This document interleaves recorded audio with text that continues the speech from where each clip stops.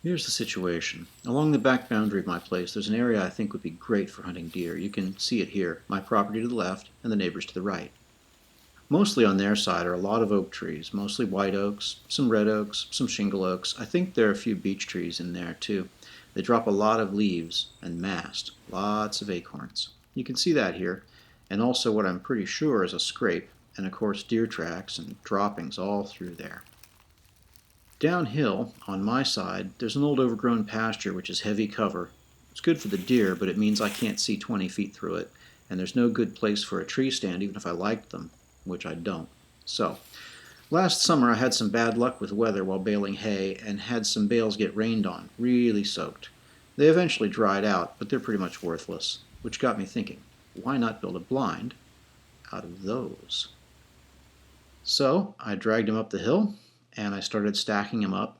It took a few tries to get them just the way I wanted them. I overlapped them, drove some stakes through in a couple of places to kind of hold them in place, and I left a door on this end where I could walk in, and one in there as a bench to sit on. I left a window on this side, and right out there is where I hope to see deer.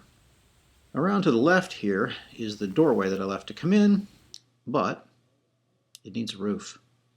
A roof. Oh yeah, I know where I can get a roof. I had a new roof put on the corn crib. And then I had them stack all that nasty old roofing metal in a heap behind the barn. So I dragged a bunch of that old sheet metal up the hill, put a few sticks over the window part of the blind, and then I started layering that sheet metal on. It took a few tries there too, one way, then the other way. Got it all to overlap. Hopefully it'll keep the rain out. Threw some brush in front for camouflage. Looks good. Just two problems left. First, when you sit around under oak trees, they drop acorns and they are loud. So, scatter a bunch more old hay on top to deaden the sound. Problem solved. There it is. I'd play the sound for you, but there isn't one. The second problem is that the state of Indiana requires hunter orange on all four sides of an occupied ground blind made of man-made or synthetic materials.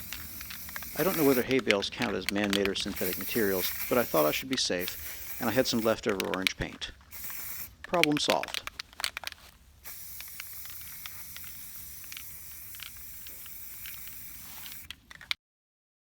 And there's what it looks like, all done.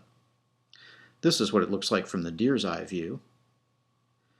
And here's the view from the shooting position inside. And this is looking uphill at the finished blind. Deer season is just a few weeks away, so we'll find out whether this goes in the stuff that works category, and I'll be sure to post an update video. In the meanwhile, let me know in the comments whether you think this is going to work.